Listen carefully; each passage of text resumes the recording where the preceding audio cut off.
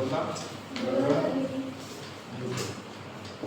गगन म्हणजे याला म्हणतो आपण आकाश. आकाशाचं भेदन करणार, आकाशाचं भेदन करणारं काय म्हणतात? गगन. काय म्हणतात? गगन. ठीक आहे. त्याच्यानंतर गर्भश्रीमंत. गर्भश्रीमंत म्हणजे काय? एखादा माणूस जन्मापासूनच श्रीमंत आहे. जसं की समजा अदानी अंबानी यांचा मुलगा काय, तो जसा नाही का गर्भात आहे आईच्या, तसाच कोट्यावधीचा मालक होतो, आहे की नाही? गर्भश्रीमंत म्हणजे काय? त्याला विशेष प्रयत्न करायला लागत नाही श्रीमंत. बस जन्म योगायोगानं तुक्यानं कोणाच्या तरी श्रीमंताच्या याच्यात आपण कुटुंबात येणे, याच्यासाठी आपले काय प्रयत्न करतात? काहीच नाही, योगायोगानं. काही लोक गर्भश्रीमंत असतात, लक्ष द्यायला लागलं. त्याच्यानंतरचा शब्द घ्या तुम्हाला, गर्भश्रीमंत झाल्याच्या नंतर येतो गाभारा. जिथे मूर्ती असते ते देवळाच्या आतील भागाला म्हणतात गाभारा. जिथे मूर्ती असते की नाही, मूर्ती मंदिराच्या आतमध्ये जो भाग राहतो तो आतील भाग त्याला म्हणायचा गाभारा. समजा उदाहरण घ्या, हे आपलं एक मंदिर आहे, ठीक आहे? असं काहीतरी असं करून असं काहीतरी मंदिर आहे. त्या मंदिराच्या आतमध्ये इथं जे इथला जो भाग आहे त्याला काय म्हणायचं? गाभारा म्हणायचं. लक्ष द्यायला लागलं, गाभारा आतील भाग जिथं मूर्ती असते तो भाग, ठीक आहे? त्यानंतर आपण म्हणूया गारुडी. कोणाचा हे करते? सापाचा खेळ करणारा. सापाचा खेळ करणारा त्याला काय म्हणतात? सापाचा खेळ करणाऱ्याला गारुडी. त्याच्यानंतर बघा एक चक्रव्यूह म्हणतात. चक्रव्यूह म्हणजे काय बा? चक्रव्यूह कशाला म्हणतात सर? चक्रव्यूह कशाला म्हणायचं? चक्रव्यूह घोड्यासारखी रचना. तर एक काय झालेलं आहे महाभारतातलं, आपण जेव्हा एक उदाहरण म्हणतो, अभिमन्यू नावाचा व्यक्ती होता. अभिमन्यू कोणाचा? अर्जुनाचा मुलगा. आणि शत्रूतल्या लोकांनी काय केलं, त्याला पकडण्यासाठी अशा पद्धतीची रचना केली होती की या रचनेमध्ये अशा पद्धतीची सगळीकडून शत्रू, आणि शत्रू असताना इथं फक्त नाही का तो एकच व्यक्ती, कोण? अभिमन्यू. आणि सगळ्या लोकांनी इथून नाही का त्याला मग मारलं. आणि बाहेरचा व्यक्ती जर त्याला वाचवण्यासाठी कोणी यायचा प्रयत्न केला तर येऊ शकत नव्हता, कारण एवढं सगळं भेदून आतमध्ये येणं शक्य नव्हतं. आणि येईपर्यंत तरी हे त्याचा जीव घेणार होते, प्राण घेणार. असं कोणाच्या बाबतीत झालं? अभिमन्यूच्या, अर्जुनाच्या मुलाच्या बाबतीत. इतकं क्रूर पद्धतीने त्यांना मारलं, कट कारस्थान करून, चक्रव्यूह निर्माण करून. तर अशा पद्धतीची रचना निर्माण करणं घोड्यासारखी, त्याला म्हणतात चक्रव्यूह. काय म्हणतात त्याला? चक्रव्यूह. त्याच्यानंतर चतुष्पाद म्हणजे काय? चतुष्पाद शब्दाचा अर्थ येतो चार पाय ज्याला असतात. किती? चार पाय असणारा जो प्राणी आहे त्याला म्हणतात चतुष्पाद प्राणी. चार पाय असणारे. आपण नाही, ज्या प्राण्यांना जसं गाय आहे चतुष्पाद, ठीक आहे? बैल, म्हैस, हे काय आहे? शेळी, बकरी, सगळे जे काय आहेत चतुष्पाद. याला किती पाय आहेत? ठीक आहे. त्याच्यानंतरचा एक शब्द येतो ते आपल्याला चावडी म्हणतात. चावडी. इथं काय होते? न्यायनिवाडा होते. न्यायनिवाडा कुठं होते? तर गावातली अशी जागा जिथं असे बसले जातात सगळे, आणि काय केला जातो? न्याय केला जातो. उदाहरणार्थ त्याचा एक प्रमुख असतो आणि त्याच्या समोर दोन व्यक्तीचा एचन बीचं जर भांडण झालं तर एचन बीचं भांडण झालेलं आहे, ते भांडण सोडवण्यासाठी काय करायचं राहते? एक प्रमुख तिथं सोडवत असतो, न्यायनिवाडा. त्याला म्हणतात सगळे मग सदस्य बाकी आहे, प्रमुख असतो दुसरे लोक मत मांडतात, त्याला म्हणतात चावडी. काय म्हणायचं? म्हणजे सरळ सरळ न्यायालयीन प्रक्रियेसारखा कार्यक्रम आहे चावडी म्हणजे. जुन्या काळात ते अशा पद्धतीचं असतं. ओके, त्याला काय म्हणतात? चावडी. त्यानंतर चिंतामणी. इच्छिलेले देणारा कल्पनिक चिंतामणी. सर काय म्हणतात त्याला? काय अर्थ होते त्याचा? म्हणजे चिंतामणी कशाला म्हणायचं? तर इच्छिलेले देणारा काल्पनिक मनी. हा मनी जो आहे तुमच्या मनात जे काही आहे काही असेल ते पूर्ण करतो म्हणून त्याला चिंतामणी. गणपतीला चिंतामणी आहे. गणपतीला चिंतामणी तुमच्या मनात जे काही इच्छा आहे ते पूर्ण करण्यासाठी चिंतामणी म्हणतात. ओके, असं म्हणी आहे तो.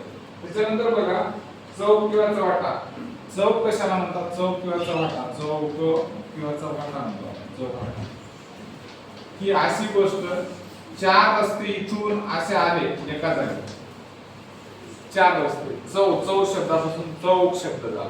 चार पासून चार, चव्हाटा. चार वाटा, चौक.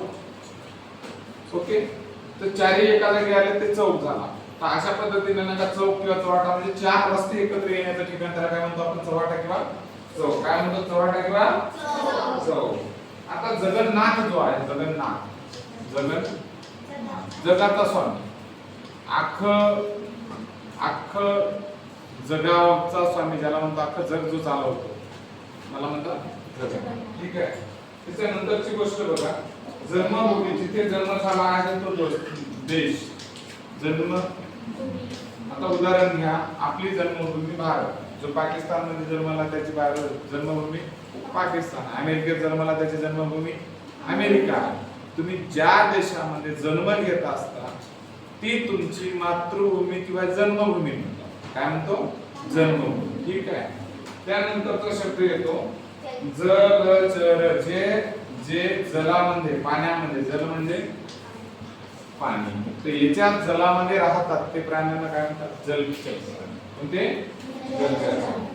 जिज्ञासू, जिज्ञासू कशाला म्हणायचं?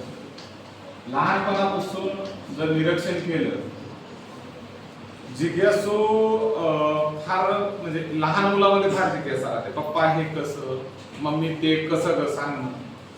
जिज्ञासू वृत्ती कोणामध्ये असते? लहान मुलामध्ये. आणि असं म्हणतात की स्त्रियांमध्ये पण जिज्ञासू वृत्ती फार राहते. महाभारतातली एक कथा आहे जिज्ञासू वृत्तीबद्दल, की स्त्रीच्या आतमध्ये नवीन गोष्टी जाणण्याची वृत्ती मुळात जास्त असते. आता ते कसं? तर महाभारतातली कुंती, ओके, महाभारतातली कुंती हे एक पात्र आहे. तर लग्नाच्या अगोदरच तिनं अशी सेवा केली एका ऋषीची, तिला 5 वर दिले होते. आणि वर देण्याचा अर्थ की बाबा तू काही मनात इच्छा जे बाळगशील त्या इच्छा तुझ्या पूर्ण होतील, त्या ऋषीने सांगितलं. बहुतेक दुर्वास ऋषी असं वाटतं मला, माहित नाही एक्झॅक्टली, पण दुर्वास ऋषी असं असावं. तर ती सेवा केल्याच्या नंतर तिला ते 5 वर भेटले. मग तिने काय केलं? लग्नाच्या अगोदर कल्पना केली की मला सूर्यासारखा पुत्र व्हावा. लग्नाच्या अगोदर जिज्ञासा होती की हे वर खरे आहेत की नाही. ऋषी म्हणायला ती गोष्ट खरी की खोटी, खरी की खोटी, खरी की खोटी हे जाणण्याची वृत्ती स्त्रियांमध्ये थोडीशी जास्त आहे. आणि या नादामध्ये कार्यक्रम झाला. कर्ण नावाचा मुलगा, अविवाहित असताना कर्ण नावाचा मुलगा, मग सामाजिक प्रतिष्ठेसाठी समाज काय म्हणत, समाज काय म्हणत, बाप नाही मुलगा कसा, म्हणून करणारा विचाराला या व्यक्तीनं कोणतीनं समाज काय म्हणल याच्यासाठी मातृत्व फेकून दिलं. म्हणजे खोट्या समाजाच्या प्रतिष्ठेसाठी स्वतःचं मातृत्व नदीमध्ये वाहते. म्हणजे आपला अंश महत्वाचा की सामाजिक बंधन महत्वाची, परंपरा महत्वाच्या, याच्यापैकी एक आई हरली आणि समाज जिंकला. आणि हे जिज्ञासू वृत्तीमुळे झाला सगळा. हिने एक शोधत घ्यायचा प्रयत्न केला नसता. ठीक आहे, जेव्हा होईल तेव्हा पाहू, जेव्हा कधी मागायचं आहे मला तेव्हा मागू, पण नाही, अगोदरच शोधायचं. लहान आपल्याला कधी कधी एखाद्या मम्मी म्हणली बाळा त्या डब्याला हात लावू नको, मम्मी म्हणली ना हात लावू नको, बघू दे यार एकदा काय उडून बघणार. म्हणजे ही वृत्ती म्हणजे कोणती होय? जिज्ञासू. कोणती? जिज्ञासू वृत्ती, जिज्ञासू वृत्ती.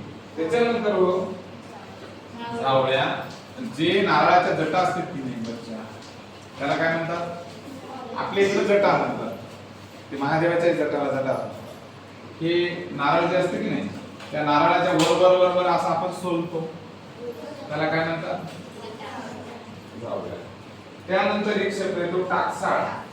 नाशिकला खूप आहे टाकसाळ, म्हणजे जिथं नाणी पाडले जातात.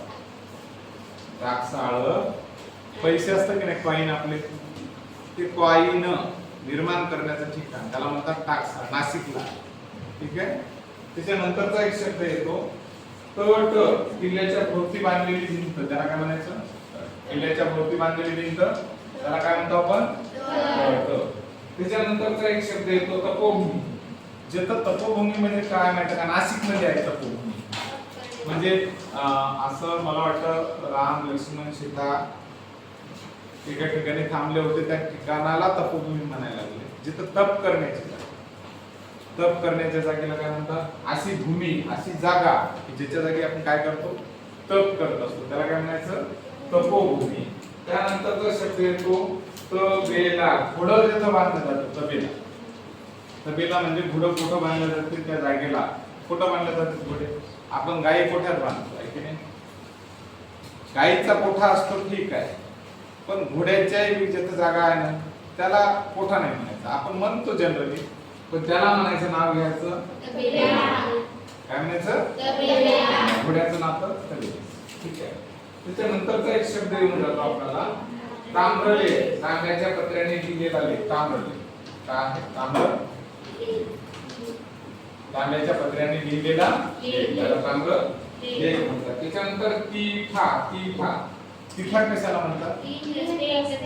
पहिल्यांदा आपण चौक म्हणत गेलो, आता तिथं तिठा म्हणजे इकडून एक रस्ता आला, इकडून एक आला, इकडून एक आला, असे 3 रस्ते एका जागी जर आले त्याला तिठा म्हणतात. गावोगावी पाहायचा, आपल्या गावात जर असेल असं तिठा चौक असतो 4 ठिकाणी. पण कधी कधी आपल्या इथं 3 रस्ते एकत्र आले की आपण त्याला चौक म्हणतो, त्याला शब्द येतो तिठा. गावात पाहतो काही इकडून एक रस्ता येतो, इकडून येतो, लोक त्याला बी चौक म्हणायचे. अरे बाबा ते चौक नाही ना, 3च रस्ते आले म्हणून त्याला काय म्हणतात? तिठा. ओके.